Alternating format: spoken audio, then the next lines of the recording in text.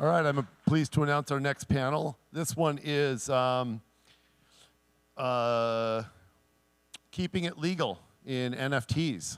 Really excited to speak with James Gatto, James Williams, Nicolle Lafosse, Sumeet Chugani, and Dave Rodman, who's been added to the panel.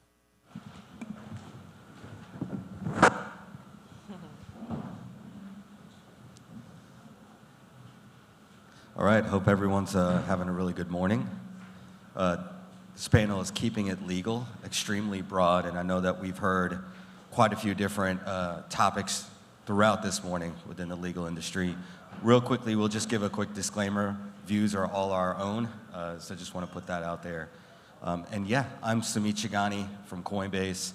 Mostly deal with the trading side. I'm a product counsel, mostly Coinbase Pro, Advanced Trade, Simple Trade. I'll go ahead and kick it off to James to introduce, and we'll have all the panelists introduce themselves. Thanks. I'm James Williams. I'm a partner at Aaron Fox Schiff, based in LA, but our firm is 700 lawyers nationwide. I lead the firm's crypto asset practice and represent both on-chain native companies doing DAO formation, DEXs, as well as onboarding the global brands on-chain, which is mostly IP related. Good morning, everyone. My name is Nicolle Lafosse. I have my own practice, Lafosse Law. I call myself a crypto attorney. Not sure if that's a real thing, but I'm doing a living out of it, so it works. I deal with DAO formations, smart contracts, IP rights, copyright, corporate structure, fintech companies, advisement of anyone who's interested in crypto but's not sure about how to go with crypto, but they have the money to do it. And my goal is to prevent any one of you to get sued. So I'm not interested in representing them in a lawsuit. However, if we get there, then we're ready to battle. Good morning. My name is Dave Rodman. I'm the founding partner of the Rodman Law Group. We represent clients in every vertical of the blockchain space. I've been doing it since 2016, and we represent L1s, we represent DAOs, we represent NFT drops, really everything in the market. And I would echo what you just said. I don't want to go into court either, right? My whole reason to ETRA is to keep you out of court and to keep you out of the purview of the SEC. My name is Jim Gatto. I'm a partner with Shepard Mullen. I head up our blockchain and fintech team. I had the good fortune to fall into the Bitcoin space in 2012. One of my clients being counsel the Bitcoin Foundation, and have been doing this for 10 years. Again, kind of across all the verticals, but do a lot of work in the NFT space, from IP protection and enforcement, the NFT licenses, do a lot of the partnership deals between creators, NFT creators, marketplaces, and other players in the ecosystem, and of course the regulatory work around the space. So yeah, I'm going to moderate this discussion and make sure that we're flowing through what I'd like to dive into of actionable advice that we can provide to this audience. This can be extremely gray area topics, whether it's IP, whether it's dealing with regulatory views, litigation around NFTs, cybersecurity. But I think our goal is let's provide some actionable advice that everybody can take away.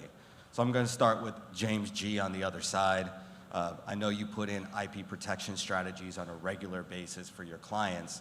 So why don't you talk to us about how you guide your clients and any actionable steps that you can provide to this audience from an IP standpoint? Yeah, so I think the Emily in the last session talked about it a little bit. I think how you protect your IP varies depending on what you're trying to accomplish. So there's really no one size fits all kind of approach. But I think some of the things that are really important is that once you kind of identify what IP you want to include within your NFTs and what kind of licenses you want to provide, is just to make sure you have very clear license terms. And in parallel, and we're seeing a lot of people mess this part up, is the way you describe what people are getting with their NFTs needs to be accurate and consistent with the license. We see a lot of people say, say things like, you can own a unique asset. You typically don't own the asset. You own the token, you have a license to the asset. There's been lawsuits in the past over those types of false advertising or misadvertising type claims. So one of the things is be clear what you're granting, be clear how you describe it, make sure the license covers it. The other thing, just if we go into it just briefly, is when you get to the licenses, there's a lot of I'd say poorly drafted licenses out there. You look at like the Bored Ape Yacht Club, missing so much, right? So from the standpoint of trademarks, if you're a brand owner and there's trademarks associated with your NFTs, right, you need to be clear, especially if you're granting a commercial license, right? The Bored Ape Yacht Club license doesn't talk about trademarks, right? People are using Bored and Hungry as a restaurant, Bored Breakfast Club for a coffee club. So, if you're a trademark owner and you don't police your trademark rights, you can lose them.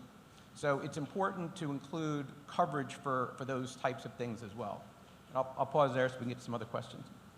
James, you want to chime in there at all? Yeah, along the lines, I think one of the challenges and what will probably be a genesis for a lot of litigation to come forward with respect to licenses is what happens on a secondary sale where you have essentially a severance of the license to the primary. If the secondary sale is on the marketplace and it's subject to terms of use, that's, you're probably covered. But what happens if it's a wallet-to-wallet transfer and the holder takes subject to no license or acknowledgement? That becomes a little bit of a sticky situation. One tactic we use, if it's feasible, is to embed a notice in the metadata itself with a link to terms of use so that any holder has it. Is that going to hold up in litigation? We don't know yet, but the more you can provide constructive notice of a license, the better, which, again, creating an echo chamber, not only the metadata link, but notices in brand Discord, et cetera.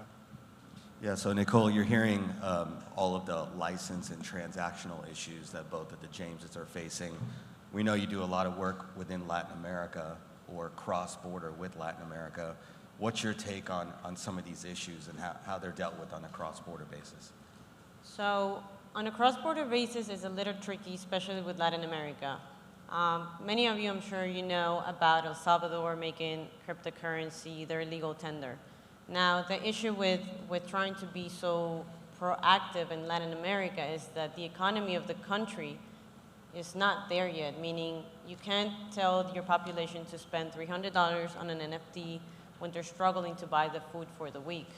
So my personal view is that it's a good approach from El Salvador to do this. However, the country itself is not ready to invest in crypto the way the United States is doing. Now, coming to the cross-border part, there's always an issue when people come to me and tell me, where should I base my company? Should I do it overseas because the US has so much strict regulations? Or should I do it in the US, maybe Wyoming, maybe Puerto Rico? And it always comes down to, okay, if you do it overseas, you have international legal implications because now you're dealing with two different jurisdictions where you have to abide with both laws. Where if you just stay within the US, you still have to abide by the US law. They're more stringent and you maybe have less leeway to say, I can operate elsewhere. So this is something that we're facing. It's more like a strategy, like when you pay, like when you're playing any other game, you have a strategy, right? Somewhere that you say, I want to go from point A to point B, but you need to have a plan of action. Like what happens if this doesn't pan out? What happens if I get screwed by X country? Can I have an alternative venue? Now, with venue selection, it's a different story. It's another layer added to cross-border investment in crypto because now, could you really be sued overseas when you're a US citizen? And the answer is yes, because you're still operating overseas. You can perfectly be sued, so it's something to be wary of. Yeah, so Dave, going into the dispute resolution side, why don't you give us your take, especially if you've dealt with some cross-border issues on the litigation side, or anything else you're facing as an uphill battle, trying to get judges to understand, arbitrators to understand what exactly you're dealing with and how to resolve the issue. That's a great question. We represent a couple of large BAYC holders, and I'm sure you're all aware of the Ryder Rips nonsense that's going on. That's a huge issue, and trying to figure out how to explain to a judge who's probably 60 years old, has no idea what this is, and to make sure that they properly understand what we're dealing with, that's tough, and we're literally drafting our complaints, as my associates are drafting them as we speak.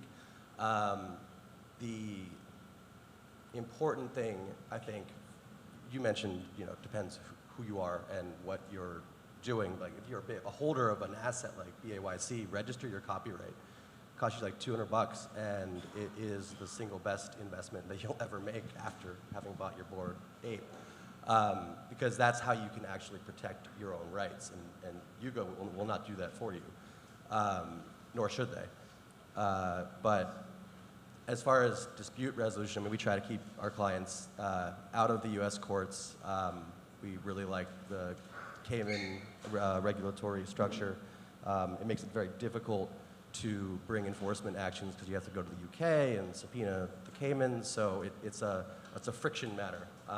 And because there aren't good rules and there aren't good laws yet that are clearly enforced, our entire strategy at my firm is to take our clients off the board. We want them to be a very hard target. And American law will always apply to American citizens. But if you have an NFT drop out of a Delaware C Corp versus out of a foundation company in the Caymans, one of those is way easier to haul into court, and one of them is much more difficult. No, that's all great points. And I'm going to go to you, James, here. He talked about, starting the initial contract piece that may give clarity to any dispute resolution side. You represent whether it's the licensing and royalty structures of people that are joining the marketplace, creators, investors.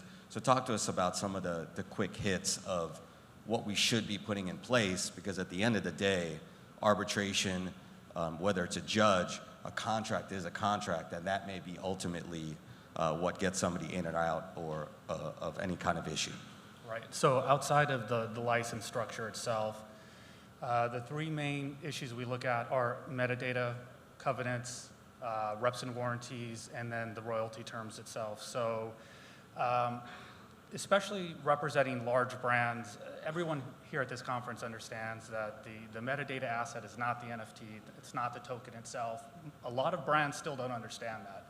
And when you tell them that this metadata asset is hosted, usually on a traditional server, sometimes IPFS, which is subject to failure as well, and you explain to them that their consumer may spend good money and may actually lose access to their asset, they kind of flip out a little bit. So we take pains to negotiate continuity covenants, migration covenants if the servers ever become at risk, if the client is sophisticated enough itself to elect to self-host metadata access. In terms of reps and warranties, very quickly, the main one is around marketplace operations and security compliance. And generally the response from marketplaces will be, well, we don't have to rep and warrant to securities compliance. That's on your client's the issuer, and I'll tell you exactly why that response is incorrect. An esports client who will remain nameless came to us after they had already negotiated a deal with a marketplace, who I also won't name, and the deal essentially allowed the esports company to issue tokens which granted a right to future cash flow against the esports team's earnings. And we said, unless you want to get on the SEC's mailing list, that's probably not a good idea. So, and the marketplace had co-opted that and basically, authorized that to go on. And so the issue that creates, and there were a bunch of other brands on that marketplace. So you can imagine if a marketplace, a platform or exchange sells a security and is not registered with the SEC, what it does to the entire platform ecosystem and the other brands that are impacted. And then finally, the royalty structures, it's more about education to clients. Clients are sometimes surprised to find out that, especially in an open structured NFT that is allowed to go off market, that royalties may not be captured in secondary sales if the smart contract is not coded correctly with royalty dependencies of other marketplaces. And they're also surprised to find that in wallet-to-wallet transactions, it's virtually impossible to capture royalty. So some of it is education. Some of it is, again, smart contract covenants to ensure that the right royalty dependencies are put in place if it's an open transaction. James G., anything to add to that?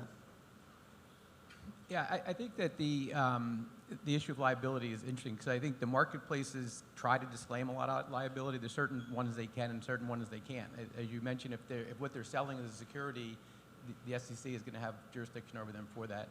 I think the other thing, there's a kind of a big misconception, to come back to licensing for a little bit, is that a lot of time the marketplace terms of service doesn't include a license. And if you want to customize your license, that's not the place to rely on for a license. So if you're listing on a marketplace, you want to use your own license and you want to make sure that there's an affirmative acceptance of that license via the marketplace. Just like in other online contracting, you have a checkbox that says, in this case, by buying this NFT, I agree to this license. You put a link to the license.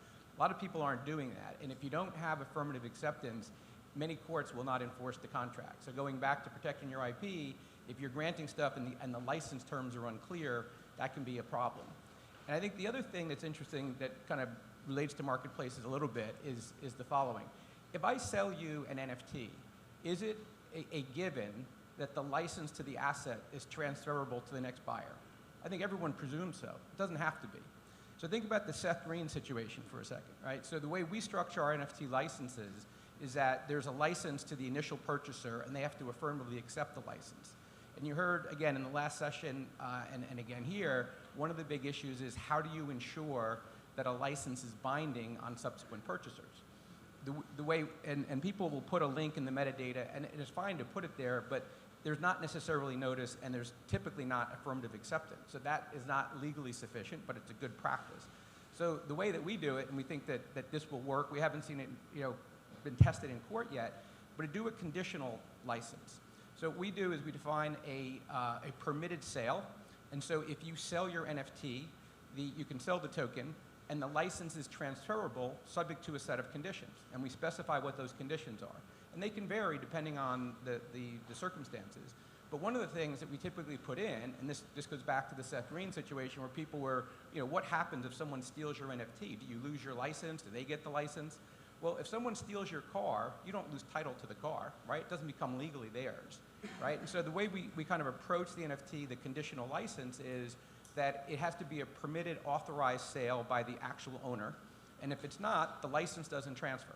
That's one example. So that type of language and thinking through those types of scenarios is one way to avoid some of the problems that we've seen in the marketplace already. And then the second thing is this whole notice part, right? So it's really hard, since you don't control where an NFT is resold, it's hard to ensure that the subsequent buyer can click a box that says, I agree to this license. So what we put in our licenses is terms that say that if you're selling the NFT, the license is transferable, provided, and here's some of the conditions, that you give notice to the buyer and they accept. And if they don't have a license. The license doesn't transfer. And so if they do something that you don't want them to do, and you have to take an enforcement action, they can't claim they have a license if they haven't accepted it. And if they have accepted it and they're exceeding the scope, then you have them for breach of contract. So I think a lot of the issues that companies are facing can be taken care of with proper drafting of license terms. Yeah, appreciate that. So I'm going to flip quickly to the control environment that you guys are guiding any of your clients on, marketplaces, even sellers, pointing to, of course, the DOJ action that came out. James, I know you've written a couple of articles on this, and Dave, feel free to chime in here, on now having to have some kind of insider trading policies and some other controls in place, so you're preventing some of the steps that happened over at OpenSea. So just want to flip to how you're guiding and counseling a marketplace that may be coming up, or a seller that's trying to get into the game, and some of these other new control environment pieces that you need to put into play. Yeah, so with the OpenSea situation, what they did was, once the facts came to light, they put in place a very simple policy against trading of NFTs by their employees on material non-public information. And that's good and it's helpful. But it's, in our view, it's not sufficient. We've been telling clients for years to actually develop these policies because there's many different types of things that people can do, and sometimes it's well-intentioned but ill-informed. We've seen people try to, pump up the volume or, do wash trading back and forth to create, buzz around their tokens, right? Thinking that's a way to help market them. Well, it's probably illegal as well. So as a company, if you're issuing tokens or if you're a marketplace, you don't want your employees, doing those types of things. So there's a variety of things that go in. If you think about, even if an NFT is not a security, right? So most companies have insider trading policies against trading public securities because that's illegal under the Securities Act.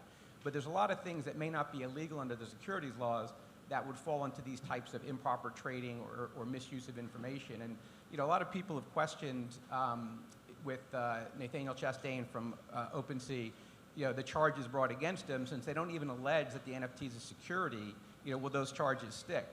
And if you look at the charges, it's wire fraud and money laundering. And there's a Supreme Court case in 1987 in a similar situation where an employee used non-public information to trade, and he was charged with securities violations, but he was also charged with wire fraud. And the Supreme Court upheld that, saying, and you can go into the logic of the case, we just wrote a blog post on it, but the short of it is that there can be other actions, even if it's not a security, there can be other criminal actions based on some of this trading. So long and short of it is, if you're issuing NFTs, you want to do things to prevent your employees from doing anything that would be create a risk for you. And if you're a marketplace, you definitely need to have a policy in place, because right now the SEC, we understand, is investigating the marketplaces that do not have insider trading policies. Yeah, but I mean, from a practical standpoint, like, Nate was just dumb. He was only like one wallet removed from his own personal wallet. I mean, with Tornado Cash, you literally could have done that way longer and way more effective. Not telling you to break the law. I'm literally just That's not saying, actionable advice. Yeah, no, it's just like, this is sort of the thing, is like, these sort of old and established reasoned laws don't quite capture what actually is happening and what is actually possible. Like, I'm actually surprised that he only made $60,000 off of that. That's insane. If he'd spent just a little bit more time thinking about it, he could still be doing it right now and no one would ever know. You'd have to do like hardcore chain analysis to actually be able to prove that. And so I agree with you, like, absolutely these companies need to think about it, but at the same time, we are talking about a permissionless expanse where it's impossible to tell who's who in certain cases. And so I think there's a new paradigm. I don't have the answer, by the way. It's just, it's a scary, scary thing for a company to have to deal with. Yeah, so just want to start closing out here. And I woke up with a very cheesy phrase that I told Nicolle. Instead of WAGMI, it's we're all going to make law, because I think in the next 5 years, we're all going to be here forever. I feel the lawyers are about to be extremely busy for the next 50 years within this space. So last question, and we'll start over here with James. We'll go down. What do you think the law looks like within the next 5 years? I have no idea, and if anybody does, then I'll put them on retainer. I know exactly what's going to happen. I know precisely what's going to happen. Just call me. Yeah. Well, from my perspective, I think we're making progress already. I think it was last month where a New York Supreme Court rendered a decision in the form of an NFT. So that's really something. I mean, there's judges out there that they don't know how to open an attachment. So the fact that they're doing decisions in the form of an NFT, that means it's progress. There's legislation already ongoing. We got the Ripple case versus SEC, which is looking very favorable to the crypto community. There is due process issues already because of the notice issue. They were not notified before, being ordered to come to court. So that's something that's also really good for the industry, for the ecosystem itself. I would just say short term, no pain. Long term, laws change, things get better. Medium term, blood in the streets. People are going to get hurt. People are going to go to jail. And we just saw the stuff from 2017 start to finalize, this year. But we're going to see DeFi Summers impacts in the legal process in 2 years. Like that's the slow plodding regulatory monster that's following you. I would agree. And just to wrap up real quick, we're out of time. I think everyone's watching the Ripple case. There's another case to watch that's going to go to trial before that is the library case. Very similar issues. I think they have worse facts than Ripple, actually. I think that case will set the tone. I also think on the regulatory side, I mean, look, I think it's going to be great for the market when there's rational regulation and we get a lot of the scams out of it. And I think once that happens, you'll see even more big money move into the space, and it's going to be a big party for all of us. Hey, thanks for coming. This has been a really, really good panel. I know. Hey, thank you. Hey.